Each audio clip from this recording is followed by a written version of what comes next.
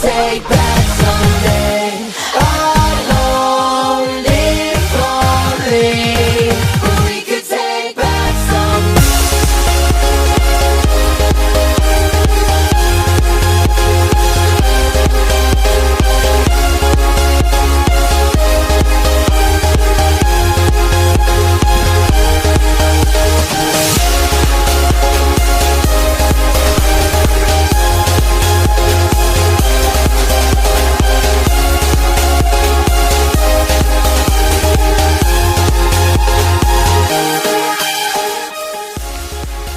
So yeah, that's me, crazy old Matt Johannes. You know, just living my everyday awesome life, doing the things that I love to do with my best friends.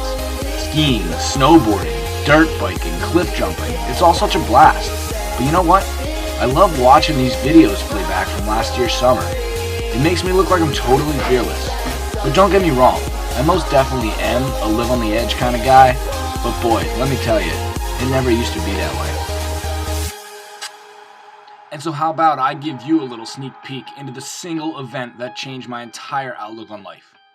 Cue Tom Petty, let's freefall.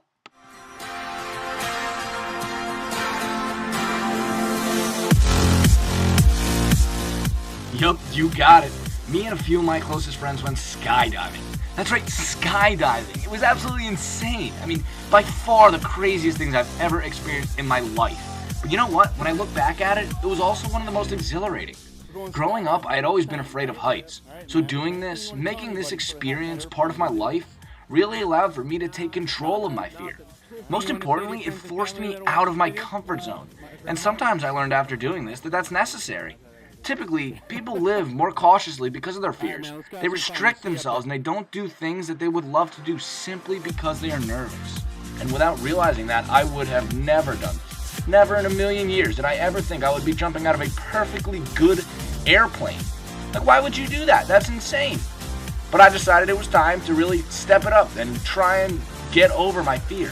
And I really did so. I mean, look at this. We're riding in the airplane. I'm looking out the window. The door is open. It was just absolutely awesome.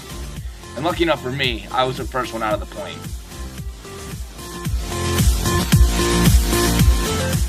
And so I was faced with my greatest fear, heights. I was sitting 14,000 feet up and climbing in the back of a small passenger plane, growing more and more nervous by the second. I could have backed out, don't get me wrong. All I had to do was to tell my tandem diver that I was too nervous to jump, and they would take me safely back to the ground in the plane. Easy as that. But I decided not to. I knew that although this was just one single event in my life, it would allow me to show myself that I would not allow my fears to guide how I live my life.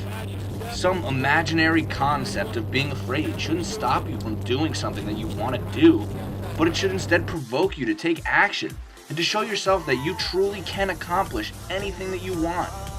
And so I took the step. That being said, I took that after watching these crazy three do it first.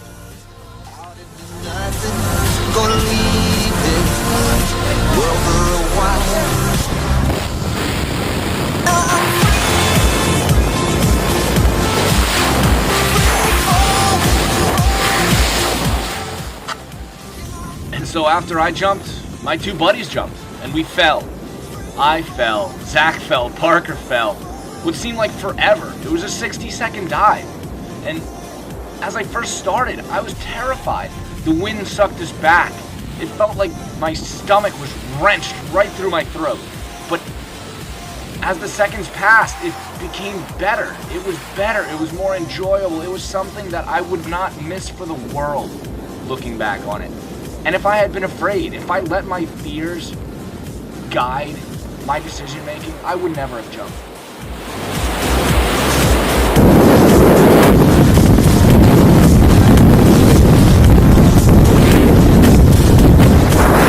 Oh my god.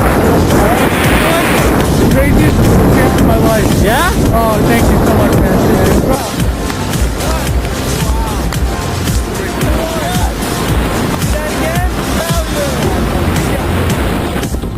And so I don't know what that fear you might have is. I don't care how scary or upsetting it might be as you're working towards conquering that fear. But that achievement that you're holding in your mind, it's possible. Living in the shadow of your fears, you're going to incur a lot of disappointment, a lot of failure, and a lot of pain. And so I challenge you to find a situation that you can find yourself afraid to engage in. I want you to throw yourself headfirst into it and see how fear is nothing but a figment of your imagination.